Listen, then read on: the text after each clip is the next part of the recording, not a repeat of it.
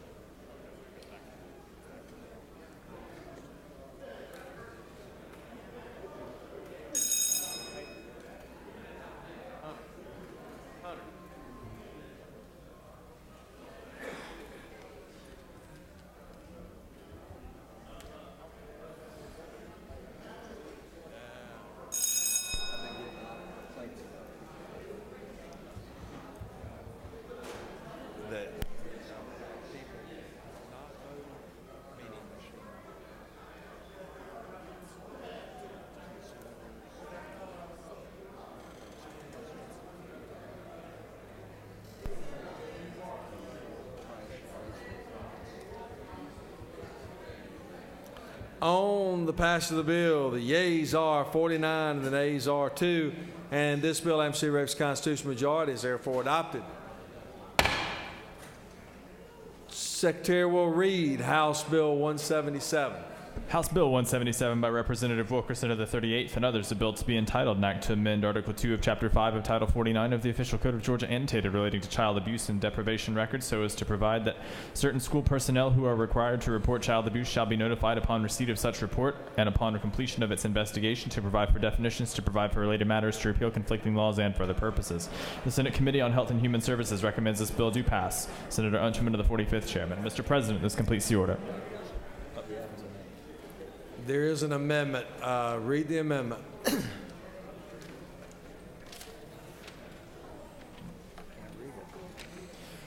Mr. President, Senator Ramsey of the 43rd and others offered the First Amendment to House Bill 177 by inserting on line 21 after the word counselor or designee for the school district, by inserting on line 124 after the word principal or designee of the school district. Mr. President, this completes the order.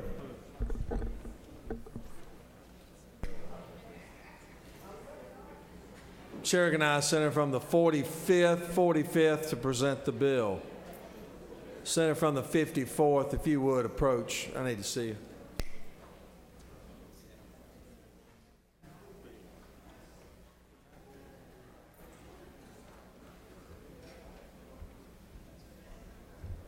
Thank you, Mr. President, members of the Senate. As we all know, we've unfortunately had fatalities with children in foster care in the last few years, and it has been very difficult. But this administration has done and led an effort of reformation and is doing a fabulous job of correcting this situation, and this particular bill is explicitly continuing that journey. House Bill 177 improves the communication between the mandated reporters of suspected child abuse who work in our schools and the Division of Family and Child Services. It ensures that communication from the school of the reported abuse was made, and both reports are received within 24 hours of receipt by DFACS. I don't see how anyone could have any complaints about this. There is an amendment. I agree with the amendment. In these big school systems, in particular, like Fulton, DeKalb, Gwinnett, and Cobb, you may have another designee, and this particular amendment addresses that, and I don't have any problem with the amendment. With that, I'll yield for any questions, Mr. President. If there's no questions, I yield the well, and I ask for your favorable consideration of House Bill 177. Chair recognizes Senator from the 43rd to speak to his amendment.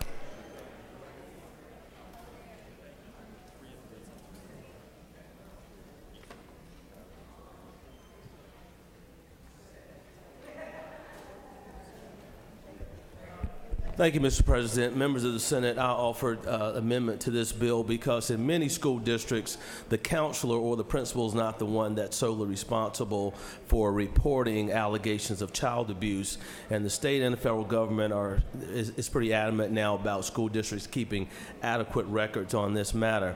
However, I've just spoken with the author of the bill, and he's concerned that if we add the amendment on, that it may not be able to get back through the House process.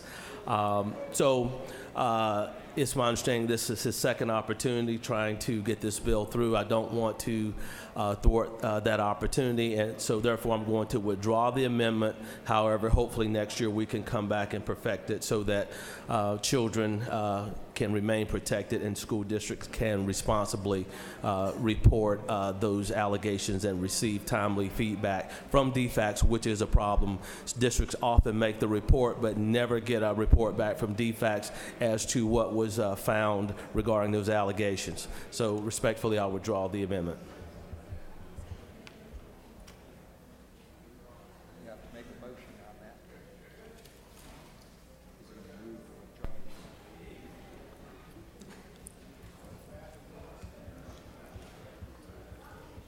Senator from the 43rd,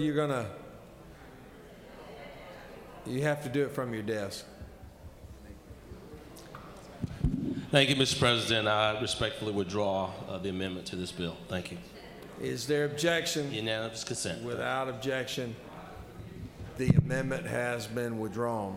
Does any other senator wish to speak for or against the bill? Is the objection agreed in the report of committee which favor pass the bill? Chair is none. Report of committee is agreed to. Shall the main question be now put? Are there any objections? The chair is none. Main question is ordered. Shall this bill now pass?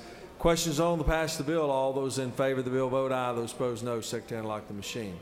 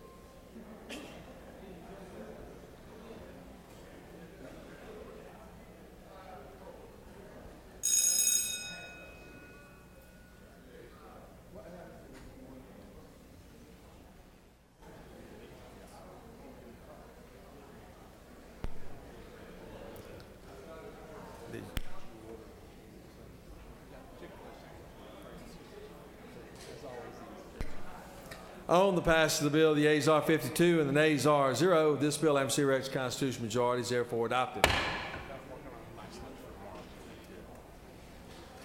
Which bill number? Secretary will read House Bill 183. House Bill 183 by Representative Knight of the 130th and others, a bill to be entitled an act to amend Article 13 of Chapter 7 of Title 31 of the Official Code of Georgia, annotated relating to private home care providers so as to revise the definition of a private home care provider to include contractual arrangements with licensed independent contractors, to revise exempt services, to provide for a short title, to provide for related matters, to repeal conflicting laws, and for other purposes. The Senate Committee on Health and Human Services recommends this bill to pass. Senator Unterman of the 45th chair. Mr. President, this completes the order. Chair recognizes the senator from the 13th district for the purpose of presenting the bill. I'm sorry, there's an amendment that needs to be read before you take the well, Senator. My apologies. Secretary will read the amendment. Mr. President, Senator Albers of the 56th offers the First Amendment to House Bill 183 by inserting on line 15 after the word employees or agents of a company or corporation providing professional home care services staffing. Mr. President, this completes the order. Senator, the chair now recognizes the senator from the 13th district. Thank you, Mr. President. Ladies and gentlemen, I present to you House Bill 183. What this House bill does is it says for every private home care provider, they must obtain a license from the Department of Community Health. And what they do when they attain this license, then they provide staff members, skilled and unskilled, to go into a person's home, usually it's you're blind, aging, or disabled, and they're providing in-home services. So, you know, it's a lot of room for abuse and neglect. This is the most abused and neglected portion of our society. So protection is very, very important. So what this bill does, there was a loophole in the original law that allowed for independent contracting. You can still provide independent contracting as a provider for skilled workers, such as LPNs, RNs, physical therapists, and so forth. However, the unskilled workers, what we have found in this industry, and I have served on the Georgia Association of Community Care Providers Board, which most of these home care providers would be a member of. This bill is supported by that board. It's supported by the Home Care Association of America, by the Council on Aging, by the Assisted Living Association of America as well. So what this bill would do was say that if you're a provider for unskilled workers, they will be your employee so that you have control and responsibility for those employees. It's all about quality of care. Now, there's an amendment that's been put on this bill that I think would basically gut the bill. I think it's a bad amendment. I don't think we need to allow for contracting for these particular services, again, just in the case of the unskilled workers. And it's all about safety. It's all about quality of care. Mr. President, if there are no questions, I'll yield the well or I'll answer questions. There are no questions, Senator. Senator from the 56th District is recognized for the purpose of presenting his amendment.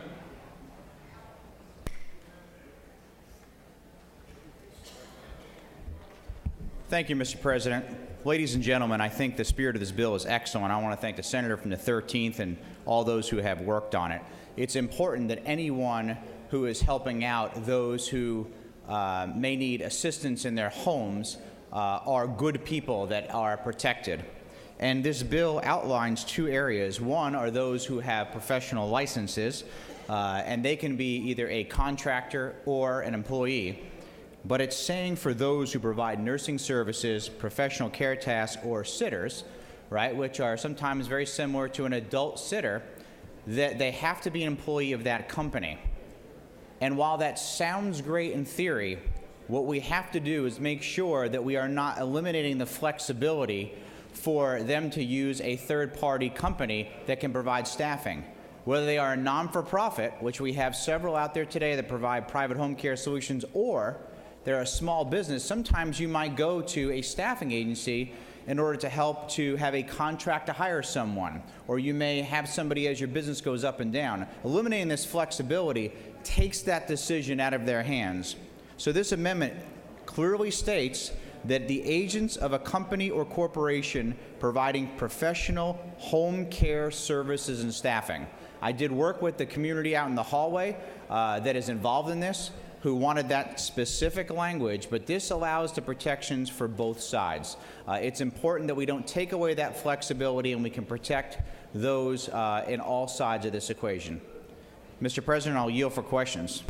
You have provoked questions, Senator. The senator from the 13th District is recognized. Thank you, Mr. President. Senator, do you yield? Yes, Senator.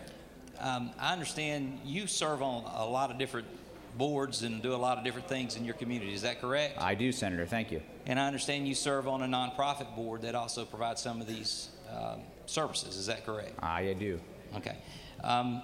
Do you or have any interest or business interest, or anyone close in your family have any business interest in providing temp services? I do not. I have no connections whatsoever. No one in your family? Nobody in my family. Thank you. But thank you for asking, Senator. Absolutely.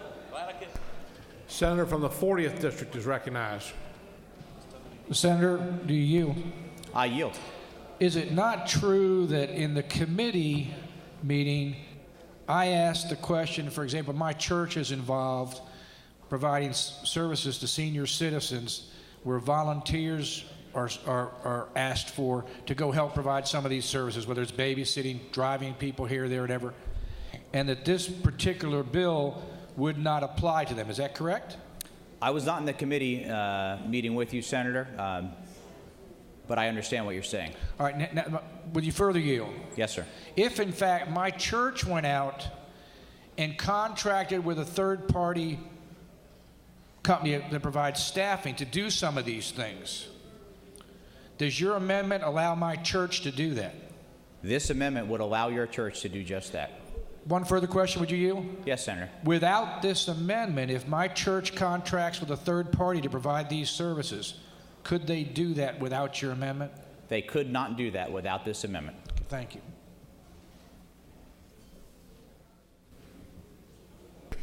Senator from the 36th District is recognized.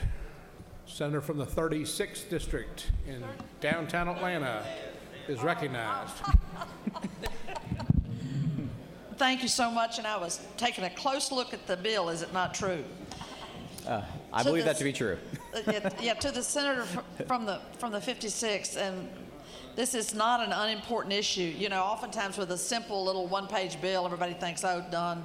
So would you just clarify again, and I apologize if I'm asking you to repeat, you would broaden by adding agents. The impact of that would be, I'm just not sure what you're curing here, because private home care providers are now defined as whether operated for profit or not for profit, and business entity, corporation, whatever.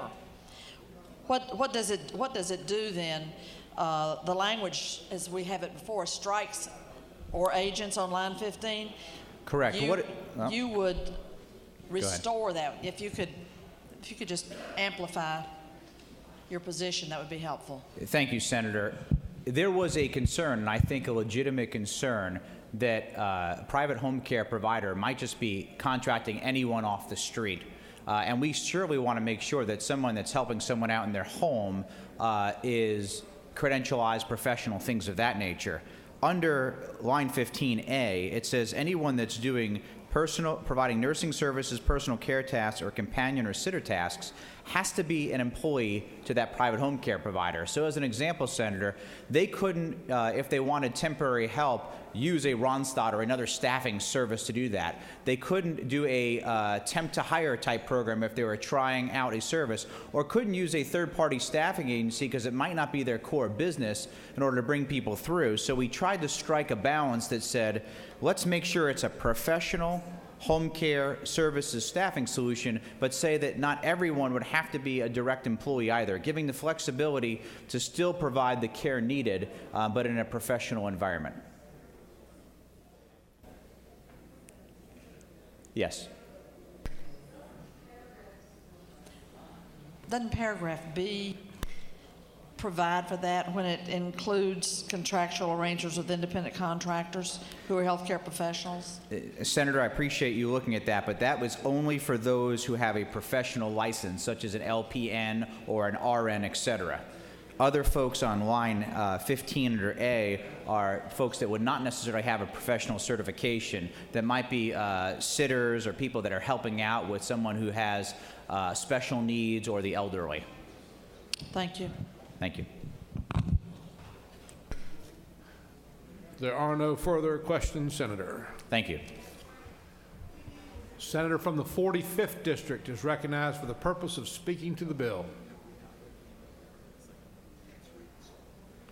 If the senator could hold off for just one moment, there's a late arriving amendment. If the secretary will read Amendment 2.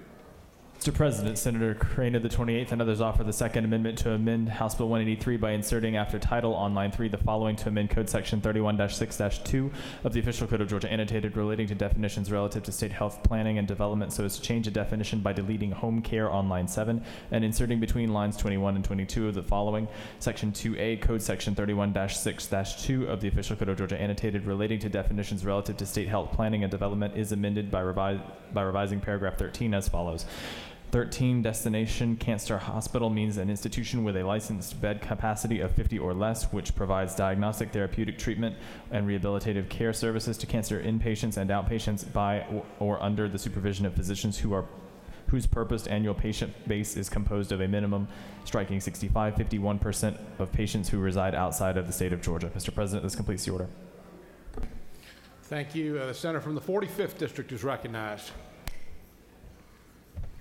Thank you, Mr. President. You know, these are the danger days. Let me spell that for you. D-A-N-G-E-R. There's lots of shenanigans going on. There's a lot of money involved in all of these bills. There's a lot of people in the hall lobbying. And one word can gut a bill or change a bill detrimentally. All I'm asking for y'all is to respect the committee system. These bills have been vetted and going through committee. Now people aren't satisfied. They let it come out onto the floor. They said, don't worry, we don't like that chairman. We're scared of that chairman. We can kill it on the floor. We can do this on the floor. We can do that on the floor. And the Senate, unfortunately, gets easily manipulated. And that's what happens for all of you new freshmen on day 36, 37, 38, 39, 40. The people in the hall take advantage of us. They take advantage of the committee chairman. They take advantage of you people who sat in the Health and Human Services Committee for sometimes up to 6 hours in the past week. You are the ones with the knowledge. You are the ones that have heard these bills. And unfortunately, because they didn't get their way in committee, they're circumventing it and bringing it now to the floor and saying, okay, we couldn't please 12 people. Let's see if we can manipulate 56 people. I don't agree with it. I don't agree with trying to do this. It's not respectful. And the most important thing, it's not advantageous for the citizens of Georgia that we're trying to look at. And in the Health and Human Services Committee, it's life and death matters. We're talking about home care services here. It doesn't matter if you're in the home or you're in the hospital. You may be dying. It's your loved ones. I ask you to help those people, not harm those people. And when you have these last-minute amendments come up, like this one, like the other ones, I disagree with that.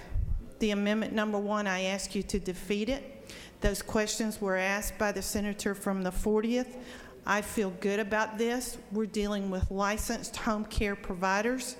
You're talking about churches. You're talking about volunteers that are covered by the Good Samaritan laws. And this is a way of circumventing. We're into the issue of turf wars here.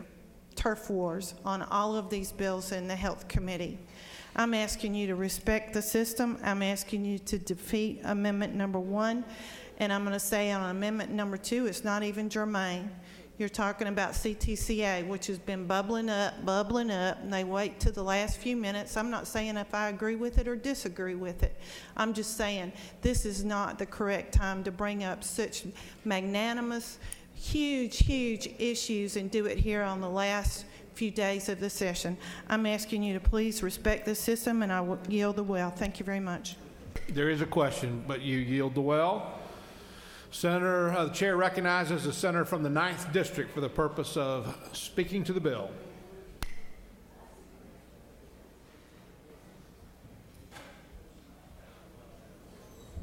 Thank you, Mr. President. Fellow colleagues, I want to speak to the bill and to the amendments. As a child, I saw my uncle's quality of care go down due to poor management in a group home. During my time on the Lawrenceville City Council, I saw some of these group homes cause havoc in our communities. I applaud the work of the committee. I ask you to respect the work that the committee did. I ask you to vote down amendment number 1. I yield the well. Senator from the 28th District is recognized for the purpose of presenting his amendment, amendment number 2.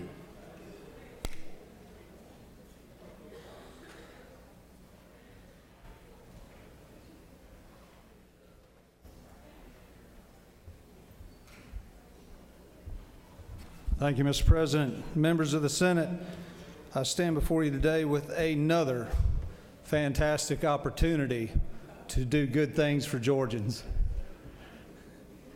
I want you to remember one number today, one number, the number 7. The number 7. It's a number of completeness. It's a number of God. It means wholeness. It means finished. It means complete. My amendment here would allow 7 more Georgians to stay in this state and access the world-class care offered by the Cancer Treatment Centers of America. If you vote yes today on this amendment number 2, you're voting yes to 7 Georgians and allowing them to stay in our state and access this care.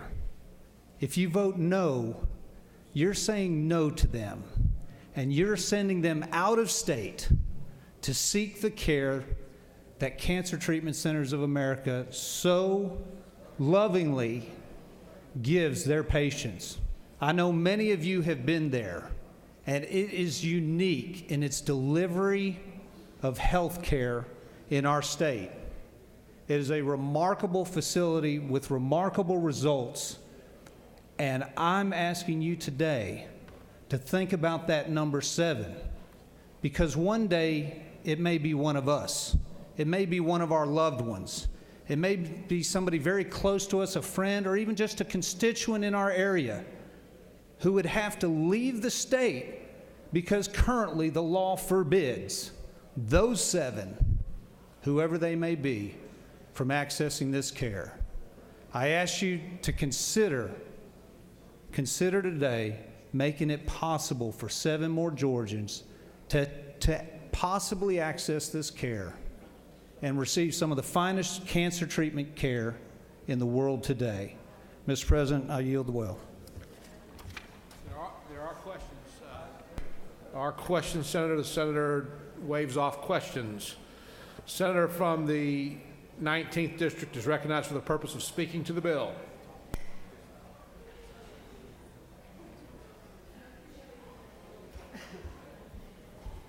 Thank you, Mr. President. And I'll say on the onset that I do serve on the board of Cancer Treatment Centers of America. Most of what they pay me to be on that board, I give back to their volunteer organization. But I do want to say this. I guess it's been about 7 years ago now, we passed a bill that changed the CON laws that allow this company to come to Georgia. When we did that, we had to make strict limitations on what they could do. And at that time they were going to hire 500 people and spend $100 million on a hospital. In 3 years, they hired twice that many people. There are 1,000 employees at $60,000 average apiece, and have spent about $250 million on a new hospital out there. We didn't anticipate the kind of growth we would have there, and I will tell you this, it is the best run company in the state. Not hospital, the best run company in the state. It's phenomenal. What has happened is so many Georgians want to go there that we've maxed out the 35%. So they're having to tell Georgia people, because you're from Georgia, you're going to have to go somewhere else. They have the finest docs, the finest equipment, and their focus is totally and solely on the patient. And I could go into that in great depth. But all we're asking in this bill is to let them see more patients from Georgia. Now, we didn't go through the committee process because we had a bill in the House that never was heard. And I'm not on the committee. This just lets them see more Georgians. Mr. President, I'll yield the will. No questions. There are questions. Will you yield for questions? I will. Senator from the 40th District is recognized. The senator yield? I do. Senator, this is House Bill 183 dealing with private home care providers. Is that not true? It is. And now we're talking about a hospital, which, do you believe that this actually has anything to do with a private home care provider? Senator, you know, there's always, you're looking for something in the same code section. It's in the same code section. It's not exactly the same material, but it does deal with health care, and it does deal with Georgia patients. Would you yield one more time? Yes, I will. at the end of the day, don't you think that really these are two separate subjects when we talk about a hospital versus private home health care? I think health care for Georgia is one subject. Okay. Thank you. I appreciate it, Senator. Senator from the 45th District does not wish to ask a question. There are no further questions. Thank you, Senator. For what purpose does the senator rise? Parliamentary inquiry. State your inquiry. Mr. President, I'd like to ask for the germaneness of amendment number 2 because I believe it is two separate subject matters and it is not applicable to this bill that's been worked on so diligently in the Health and Human Services Committee. Suspend for one moment, please.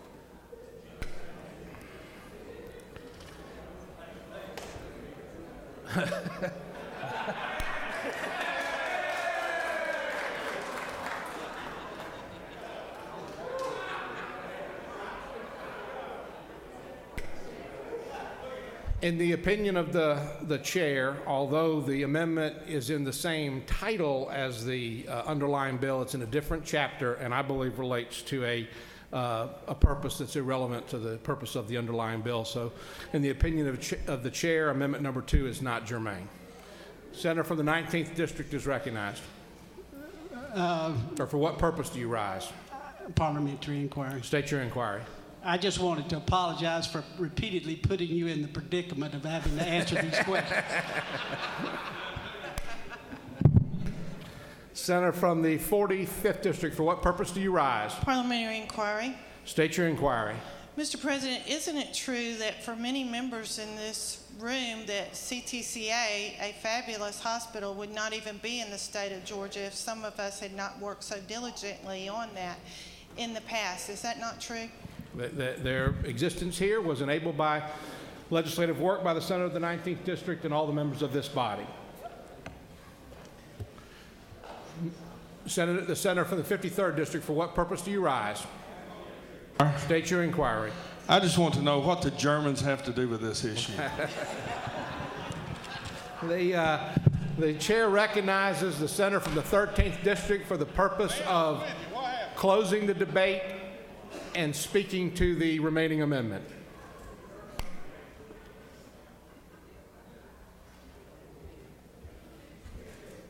Thank you, Mr. President. I tell you what, freshman year has a lot of interesting things happening all at once, especially in these days.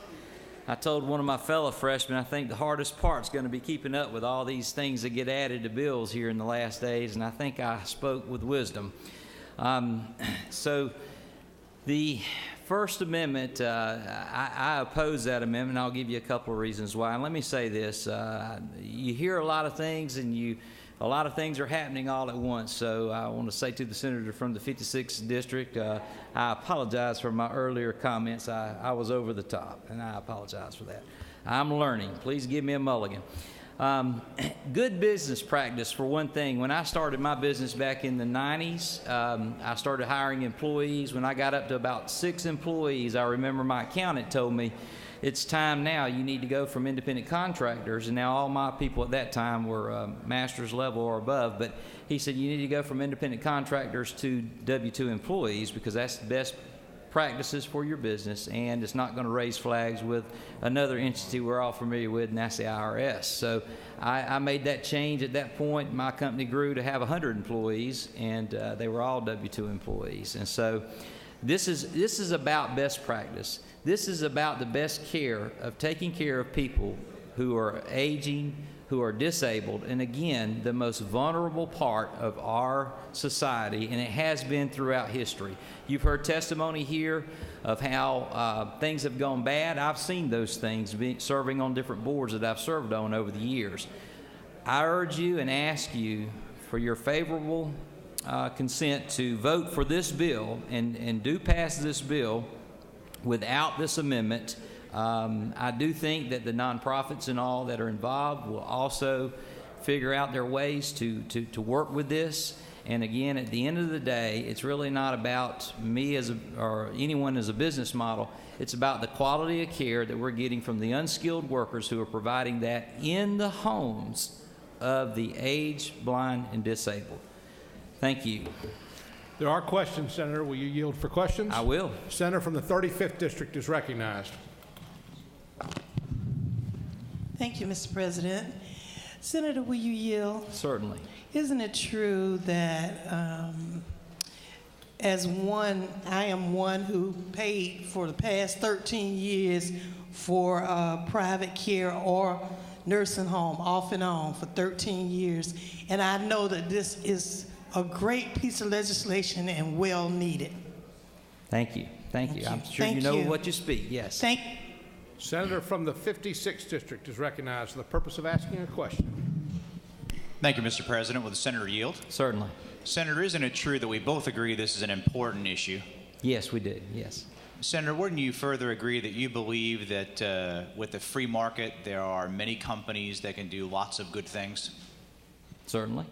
So, Senator, wouldn't you further agree that a lot of companies and a lot of businesses, whether they be direct healthcare providers or in any other industry, often will use other agencies for temporary to hire labor or in order to flex their business up or down, and also that if they go above 49 employees, will be fall under the healthcare mandate and you'll force them to buy health insurance? And I believe that would be 49 full-time employees, first of all.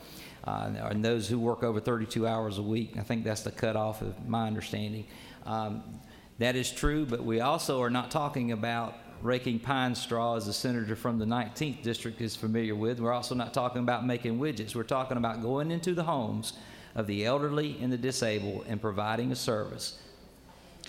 Senator, isn't it true that you have a lot of experience in that area and that I do with non-for-profits, and know that using a professional staffing company that, I quote, would have a corporation providing professional home care services staffing would cover your exact concern? The problem with that, Senator, is that that would also be another layer and another cost to the agency, and I think that could be more detrimental than what we're passing today. Final question, Senator. Certainly. Are you saying that all companies that use staffing agencies or temp to hire do that because it costs more money? I don't know how to answer that, Senator. I think you did. Senator from the 45th District is recognized for a question. Will Senator yield? Certainly. Senator, is it not true that we have put millions and millions of dollars into the Georgia budget in the Division of Aging, in the GBI, and also local governments to be able to protect the elderly from people who are unscrupulous, just like you're talking about, and this bill prevents. Is that not true? That is true, Senator. Thank you. And this is a growing segment of our population. There'll probably be more need as time goes by. There are no further questions, Senator. Thank you. I yield the well. No other senator wishes to speak. The question is on the adoption of the floor amendment by the senator from the 56th district. Is there objection to the floor amendment? There is objection. All those in favor of the adoption of the amendment, rise, stand, and be counted. All those in favor, rise, stand, and be counted.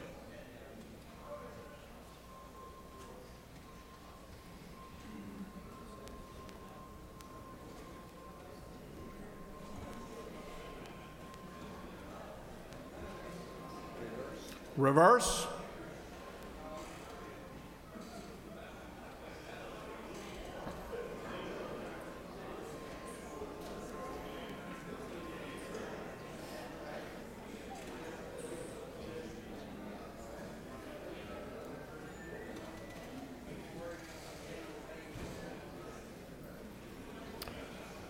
On the adoption of the amendment, the ayes are 4, the noes are 37, and the amendment is lost. Does any other senator wish to speak for or against the bill? Is there objection to agreeing to the report of the committee which is favorable to the passage of the bill? Chair hears no objection. The report of the committee is agreed to. Shall the main question now be put? Chair hears no objection, and the main question is ordered. Shall this bill now pass? The question is on the passage of the bill. All those in favor of the bill will vote aye. Those opposed, no. The secretary will unlock the machine.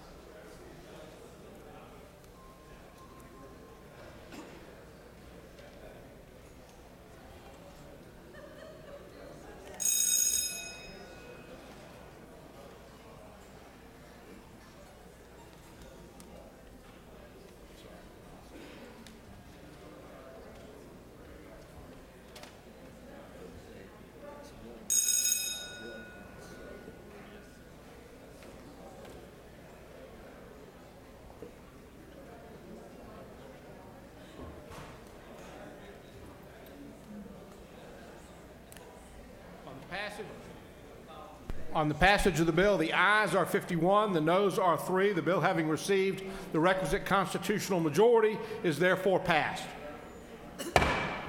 Secretary will read House Bill 225. House Bill 225 by Representative Powell of the 32nd and others, a bill to be entitled, an act to amend Titles 36 and 40 of the Official Code of Georgia, annotated relating to local government and motor vehicles and traffic, respectively, so as to provide for definitions to require all for-hire drivers to obtain a for-hire license endorsement before driving for hire, to require that all for-hire drivers have certain insurance, to provide for penalties, to provide for related matters, to repeal conflicting laws, and for other purposes. The Senate Committee on Science and Technology recommends this bill do pass. Senator Beach of the 21st Chairman. Mr. President, do pass by committee.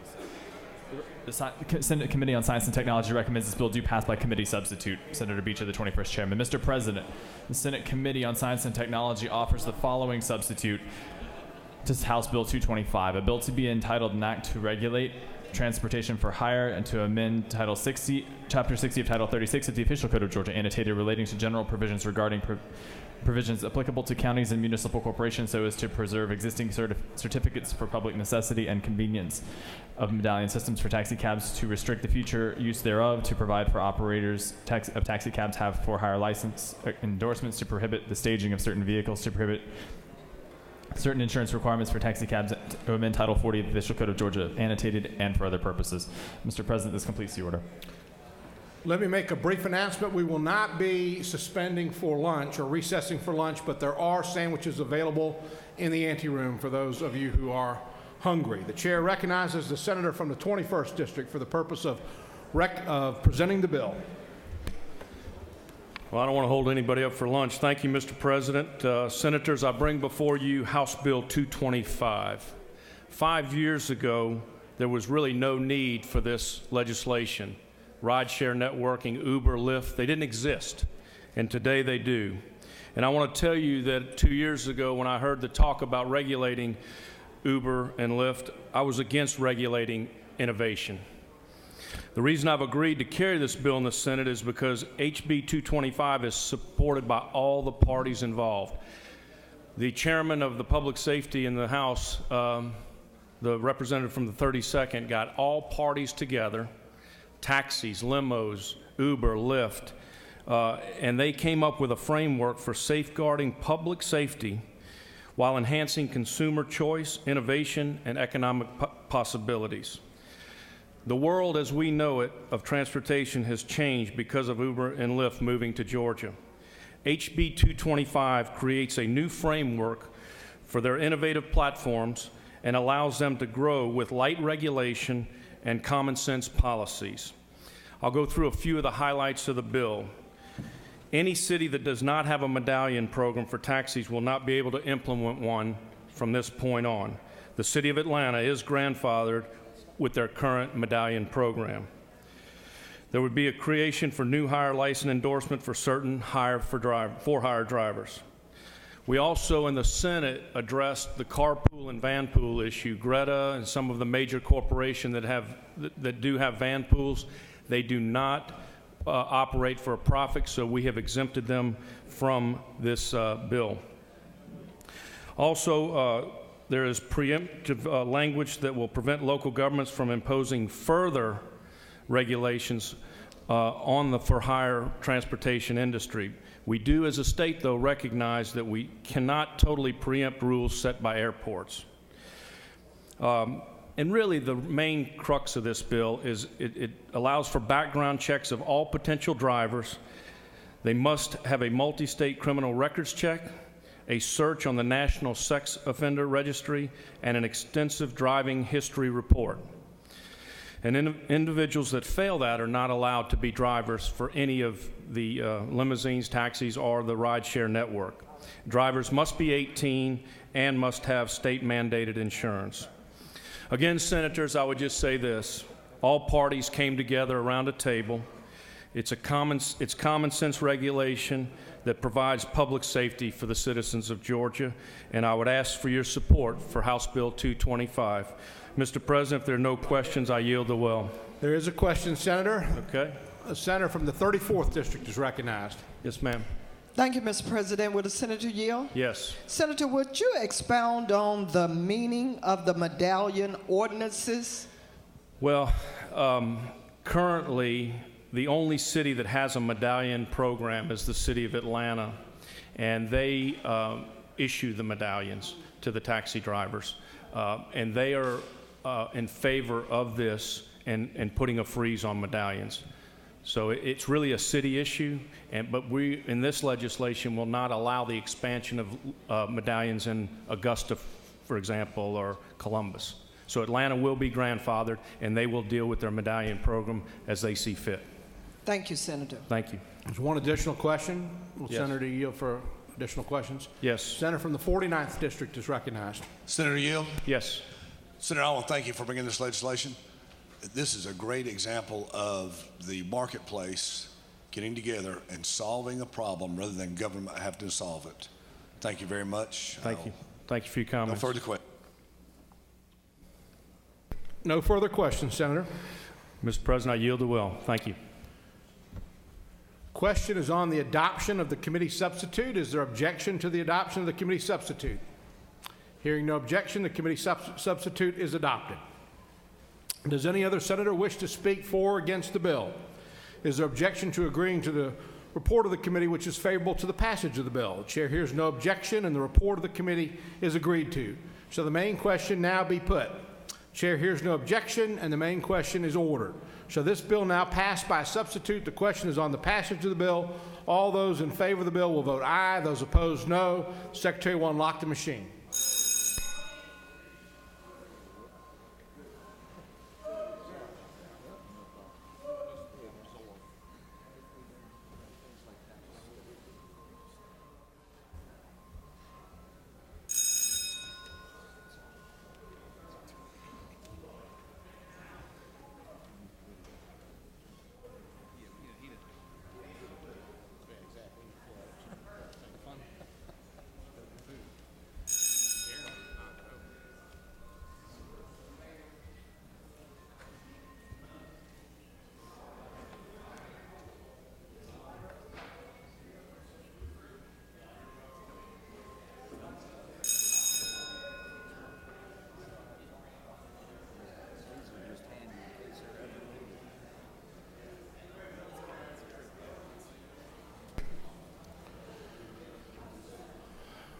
On the passage of the bill, the ayes are 48, the noes are 2. The bill, having received the requisite constitutional majority, is therefore passed.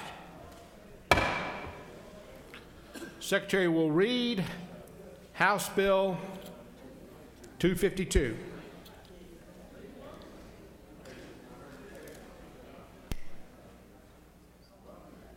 House Bill 252 by Representative Caldwell the 20th, the bill to be entitled, an act to amend various titles of the Official Code of Georgia annotated so as to enact the J. Calvin Hill Jr. Act, to repeal obsolete and outdated provisions, to repeal provisions which have been deemed unconstitutional, to update obsolete and outdated terminology, to repeal certain provisions relating to pre-clearance requirements, to provide for related matters, to repeal conflicting laws, and for other purposes.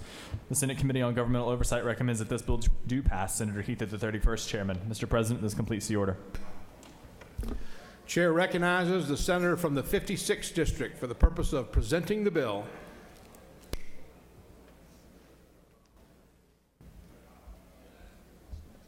Thank you, Mr. President. The late Representative Calvin Hill was a great statesman who graced these halls for over 12 years. For many of us, though, he was more than a colleague, more than a statesman. He was our friend. He served us in so many ways. He served in the Marines. He was a great son, father, husband, was a part of numerous charitable organizations, and was a good man of principle. In fact, one of my most favorite stories of Calvin was every year before the session began, we would be at different meetings together for both Fulton and Cherokee County for a lunch or a breakfast, and we go around the room and talk about what our priorities were. And Calvin used to always stand up and said, "You know what? I've put in enough bills. My whole goal is just to repeal the bad stuff and stop the bad bills." And we all got a chuckle out of that, but he was serious and he did a great job. House Bill 252 is his legacy, a bill that he started, and the whole purpose of his bill was to do just that, which was to repeal things out of the code that were out of date or unconstitutional. Sadly, we know that Calvin lost his battle with cancer a couple of years ago, and in his memory today, we're going to do just that. There are 15 different titles. Most of this is very legacy and very much out of date. We work with every one of the departments. This was their idea. There has been smooth sailing. Everyone is in agreement with this. And I would ask you to do this for a vote for both good government, but in honor of our friend, a great man and statesman, Representative Calvin Hill. Mr. President, if there are no questions, I will yield the will.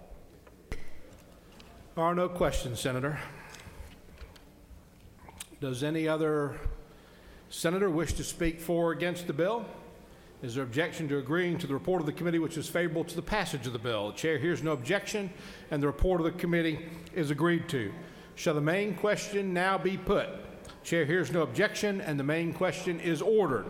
Shall this bill now pass? The question is on the passage of the bill. All those in favor will vote aye. Those opposed, no.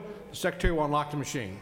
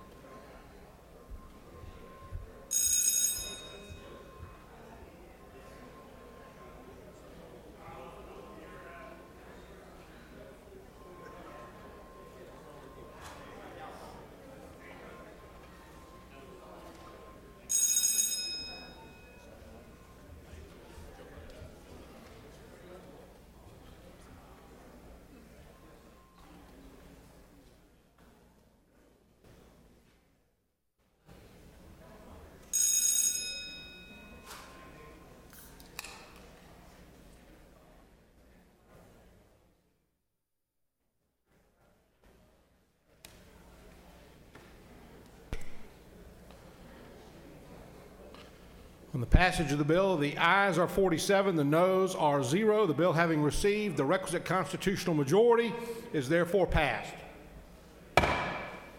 And I know that the late Representative Calvin Hill is smiling down upon us and our work here in his honor today. Secretary will read House Bill 263.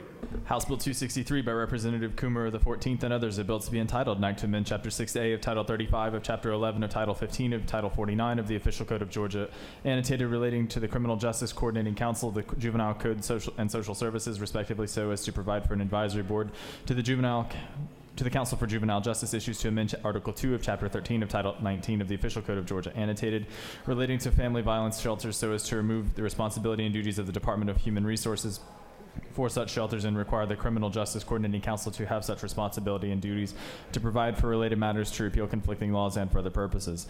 The Senate Committee on the Judiciary and Non-Civil recommends this bill do pass by substitute. Senator Stoner, the 23rd Chairman.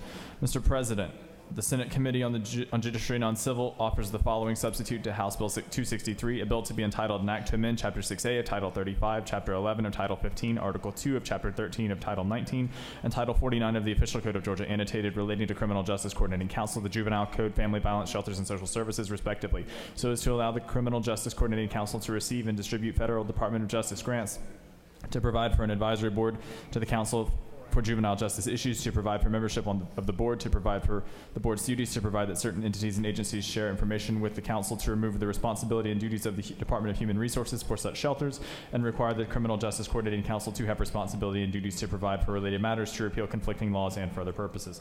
Mr. President,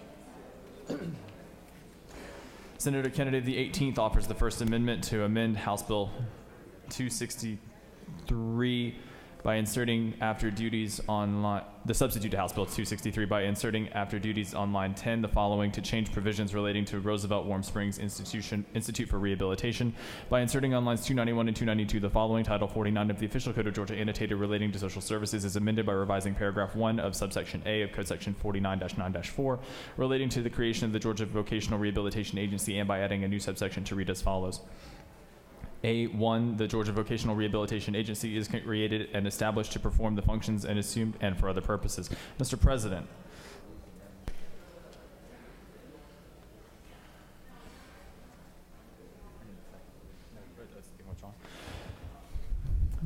Senator Underman of the 45th offers the third amendment to amend the committee substitute to House Bill 263 by adding after line 290 the following: by revising paragraph 2 of subsection C of Code Section 17-15-18 relating to required finding and amount of award as follows: 2, no award under this chapter for the following losses shall exceed the maximum amount authorized, and for other purposes. Mr. President, this completes the order. For the sake of clarity and to avoid any confusion, Amendment number 2 was withdrawn before it was read, so we have before us the bill and Amendments 1 and 3. Chair recognizes the senator from the 18th District for the purpose of presenting the bill.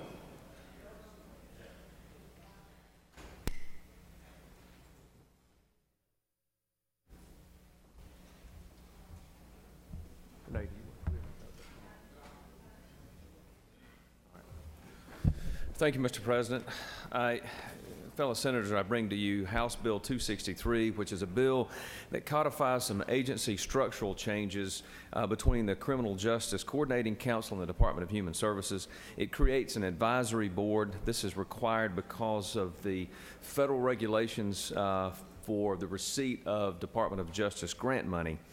This bill will make the Criminal Justice Coordinating Council the receiving agency for such grants that are now going to DHS.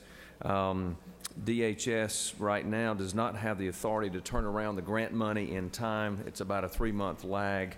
By putting this authority with the CJCS, it's anticipated that they'll be able to handle the grant money more efficiently, a much quicker turnaround. DHS is currently the service provider, not a granting source. There is an advisory board being created. If you read the bill, you recognize that there's some delineation of certain types of board members. That is because, and exactly tracks the language in the federal regulations that says to receive the grant money, there must be a board, and the board must be comprised of these types of board members. If there are, that's the sum and substance of the bill, Mr. President. If no one has any questions, yes, I would like to. Thank you. I'm offering one amendment, if I may, which is amendment number 1. This relates to some property at Warm Springs. It's a hospital. Portion of the Warm Springs property was transferred to the Vocational Georgia Voc Rehab Agency by prior legislation.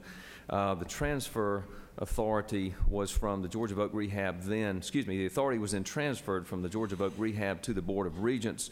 This has been dealt with through an MOU in 2013, and they took possession in July of 2014. This simply is some cleanup language and cleanup legislation. The Georgia Voc Rehab Agency desires this. The Board of Regents wants this. I'm not aware of any objections to this. This is basically just some cleanup. You have a question, Senator. Senator from the 39th District is recognized for the purpose of asking a question. Will the Senator yield? Yes, sir. We have on our desk your amendment. Amendment number 1, I believe, is your amendment. Is that correct? Yes, sir. Will Senator further yield? Yes, sir. And we have amendment number 3. Yes, sir. And I may be jumping the gun. You may have already, or you may have comments about it, but what is your position on amendment 3? Thank you, Senator. I appreciate the question. It is my understanding that the Senator from the 45th is going to withdraw amendment number 3, but I appreciate the question and the inquiry. Thank you. No other questions, Senator? Thank you, Mr. President. Thank you. For what purpose does the Senator from the 45th District rise? Parliamentary inquiry, please. State your inquiry. Mr. President, I would like to withdraw amendment number 3. It's on the House floor tomorrow, and I would ask for unanimous consent. Is there any objection to the withdrawal of amendment number 3? Without objection, so ordered, and the amendment is withdrawn.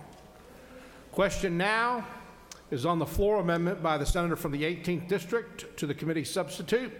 Is there objection to the adoption of the floor amendment to the committee substitute?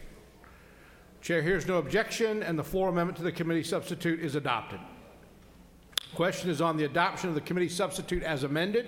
Is there objection to the adoption of the committee substitute as amended? Hearing no objection, the committee substitute as amended is adopted.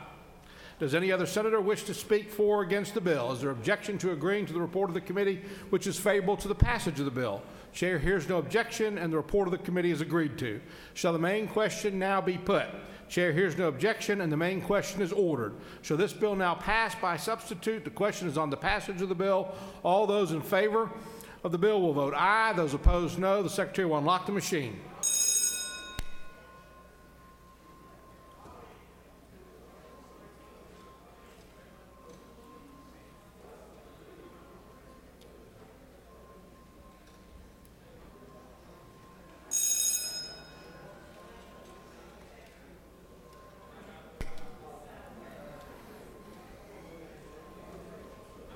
Y'all returning? Are you returning? Keep it going. You're going to do it so good. You want me to declare this bill, or do you want to declare this bill? Keep it. Just keep going.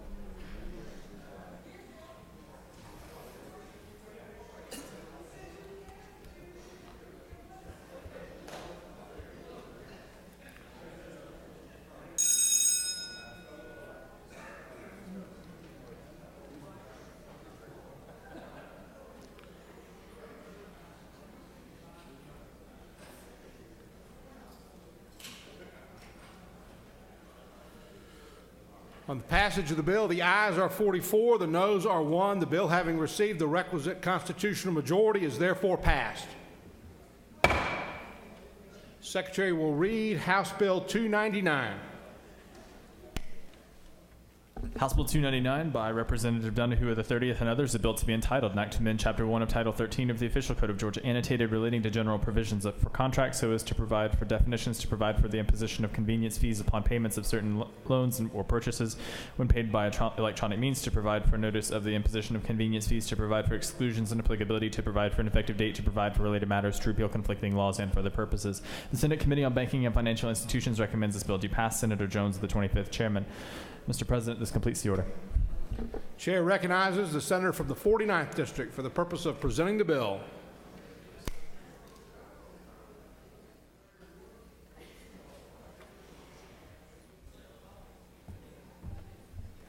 Thank you, Mr. President. I bring before you House Bill 299, and this is a bill that came through the Banking and Financial Institutions Committee, and it is regard to convenience fees on electronic payments.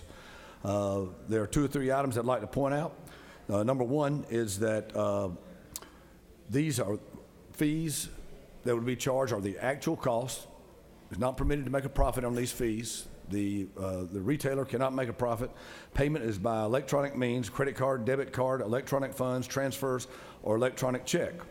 The non-refundable convenience fees permits the merchant to collect a payment on the convenience fee when they pay by electronic means. And lines 20 to 27 covers this. Lines 28 and 29 forbids the charging of a convenience fee unless the lender or merchant also permits payment by check, cash, or money order. So nobody's forcing anybody to do it. The disclosure is that on lines 30 to 33, you have to tell them what the fee is up front. And lines 34 to 41 provides that the bill only applies to certain industries. And the real simple bill passed out of the House, 159-13. 2 or 3 things I want to point out again is the actual cost of the process, the convenience fee. It only permits, it does not require charges. In order to charge, you must permit the consumer to pay by other means, check, cash, money order, et cetera. And you must disclose these fees prior to the transaction. If there are not any questions, I'll yield the well. There is a question, Senator. Thank you. Senator from the 34th District is recognized. Thank you, Mr. President. Would the Senator yield? I couldn't resist that smile. Yes, ma'am, I can yield. Senator, help me or give me an example of some of these merchants. I just want to be clear of who we are talking about. Well, in this particular case, we were talking about installment loans. So let's just say you had a loan for $10,000 and you wanted to pay by debit card. Well, that lender would be charged anywhere from 1 or 2 to up to 4% of that $10,000 if you paid by debit card. So this gives the lender the opportunity to recoup his cost, not make a profit on it, but just recoup his cost. Now, you don't have to pay by debit card. You could also pay by check, money order, or cash. One more example, if you don't mind, if the Senator would continue to yield. Yes, ma'am. Lines 34 to 41, it would direct you to the specific industries, insurance premiums, motor vehicle sales financing, retail installment loans, and industrial loans. Thank you, Senator. Our additional questions, Senator. The senator from the 31st District is recognized. Thank you, Mr. President. Does the senator yield? I'll certainly yield to the gentleman from West Georgia. I noticed that smile was not as big whenever he recognized me as it was when he recognized the lady. Well, you know, I noticed that the lady was smiling and you're not. Fair enough. You want to be a friend? You want to get a friend? Be a friend. You want to get a smile? Give a smile. Fair enough. Fair enough. Yes, sir. Is there anything that prohibits a contractual obligation between a borrower and a lender? Under today's code, can a borrower and is there anything that would limit the contractual agreement between those two parties as to what methods of payment are acceptable? I'm not aware of any. So then, is it true that under today's law, if a lender chooses not to accept credit cards or debit cards, they can do so? That is true, sir. Thank you. Senator from the 40th District is recognized. Does the gentleman yield? Certainly. I'm sort of hung up a little bit on what the definition of a convenience fee is. For example, you used the example of a $10,000 loan, and maybe they could get 1.5% or 2%. That's $200 on a convenience fee. That's correct. So let me, not to interrupt, Senator. No, that's fine. I'm trying to just understand. I'm not. Yeah, I think I might be able to explain that. When you use your debit card or your credit card and the retailer is charged a percentage of your purchase. Okay. And what this bill gives the lender the ability to do is recoup that from that. So from he the can borrower. recoup if I use my American Express and they're charging 4%. He can get the 4% back, is what you're saying. That's correct. That you answered it. Thank you, sir. Senator from the 29th District is recognized for a question. Thank you, Mr. President. Will the senator yield? Only if you'll smile. Yes, sir. Thank you. I have a question sort of along the same lines as the senator from the 40th. Just looking at lines, I guess, 23 to 27, I know that the bill says that a lender may collect a convenience fee which does not exceed the average of the actual cost incurred for a specific type of payment. My question is, who decides what that average is? How is that calculated? And well, let me ask that question first. Well, you can recoup that fee two ways: the actual cost or the average cost. So on a smaller transaction, the fees are typically higher. On a larger transactions, they bump down, so you get the average rather than, you know, it would be undue for someone who borrowed $100 to pay 4% with a guy who borrowed $10,000 to pay 2%. Thank you, Senator. May I have one more? Certainly. Yes, sir. Let's just say that there was someone that was acting under this code section that was routinely charging in excess of either the actual cost or in lieu of the actual cost, the average of the actual cost incurred for a specific type of payment. What kind of enforcement mechanism is there to deal with that if someone was routinely charging in excess of the limitations set by this bill? Senator, I am not a lawyer, but I stayed at the Holiday Inn Express last night. And I would suggest that that would be loan fraud, and that would be punishable by law. I don't know what the statute would be. Thank you, Senator. Thank you. No further questions, Senator. Your voice has changed. Does any other senator wish to speak for or against the bill? Is the objection agreed to report of committee which fail to pass the bill? Chairs none. Report of committee is agreed to. Shall the main question be now put? Are there any objections? Chairs none. Main question is ordered. Shall this bill now pass? Questions on the pass the bill. All those in favor of the bill will vote aye. Those opposed, no. And Secretary will unlock the machine.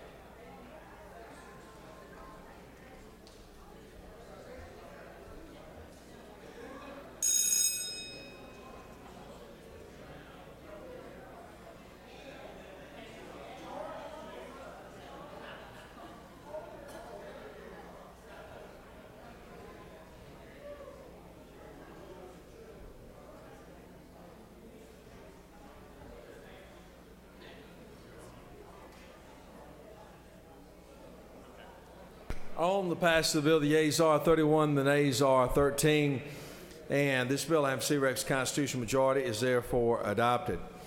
Secretary will read House Bill 347. House Bill 347 by Representative Hightower of the 68th and others, a bill to be entitled, an act to amend Chapter 4 of Title 7 of the Official Code of Georgia annotated relating to interest and usury so as to classify provisions relating to interest in certain domestic relation cases, to provide for related matters, to provide for an effective date and applicability, to repeal conflicting laws, and for other purposes. The Senate Committee on the Judiciary recommends that this bill do pass. Senator McCooney, the 29th chairman. Mr. President, this completes the order.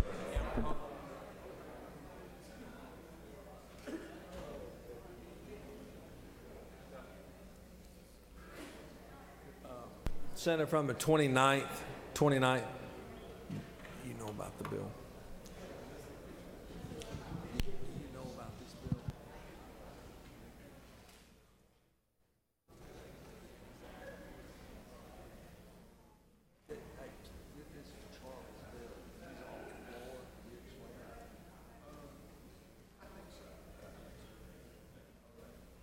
Chair recognizes Senator from the 29th. Explain the bill. Thank you, Mr. President. This is legislation that simply gives the court the discretion to modify the date on which interest can begin to accrue on awards of child support or alimony in the context of a domestic relations case. If there are no questions, I'll yield the well.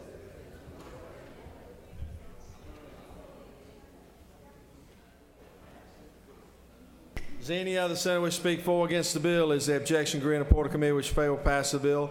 Chair is none. Report of committee is agreed to. Shall the main question be now put? Are there any objections? Chair is none. Main question is ordered. Shall this bill now pass? Question on the pass of the bill. All those in favor of the bill vote aye. Those opposed no. Secretary unlock the machine.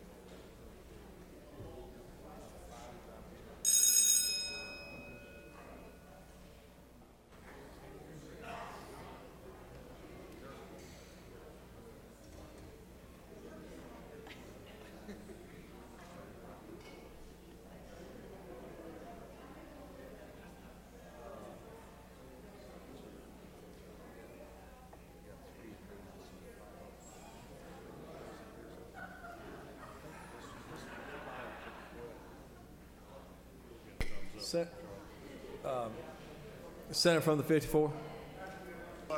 On the pass of the bill, the yeas are 46, the nays are 1. This bill, having received Rex constitutional majority, is therefore adopted. Senator from the 40th, would you approach? Chair recognizes Senator from the 54th. Mr. President, I ask unanimous consent for immediate transmittal of House Bill 347. Immediate transmittal. Is there objection? Without objection, we will immediately transmit.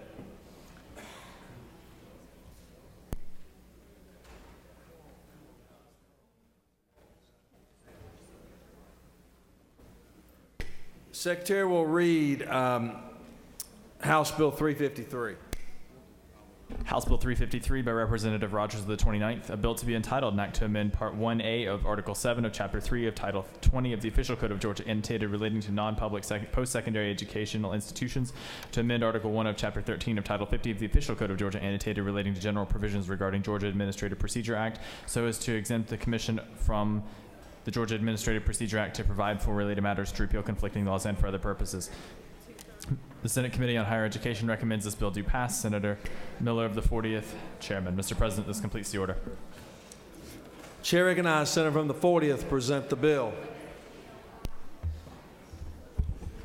Thank you, Mr. President. Ladies and gentlemen, HB 353 deals with the Non-Public Post-Secondary Education Commission. This deals with primarily private colleges, about 300 in total.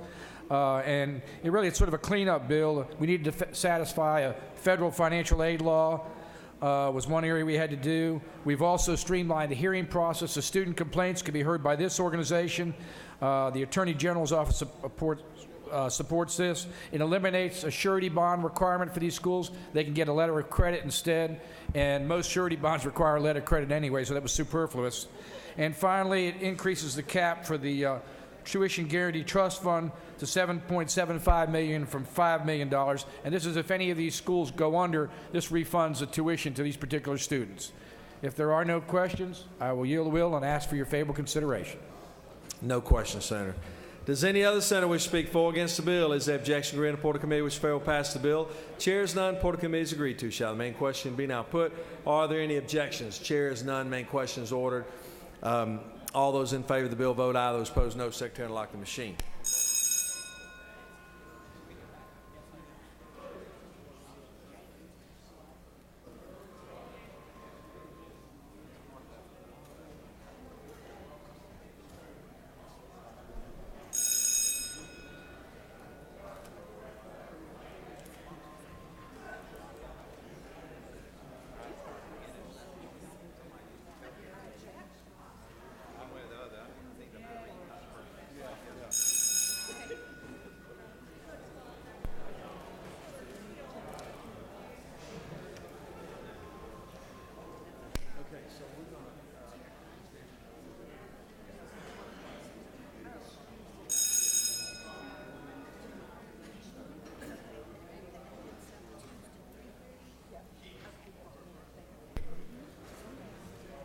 Just for planning purposes, we're going to go adjourn after the completion of this bill, since we're the last bill we take up today. And we've got a lot of committees that still have to meet, and we have gone much longer than we had anticipated. So these bills will go back to rules.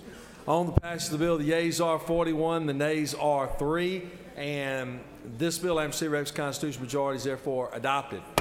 Chair recognizes Senator from the 46th. Well, it won't be on the floor before tomorrow. Thank you, Mr. President. I move the Senate stand adjourned until 10 a.m. Friday, March 27th. Read the announcements. They're adjusting the calendar as we speak. Rules upon adjournment, and committee meetings will begin at 2:30.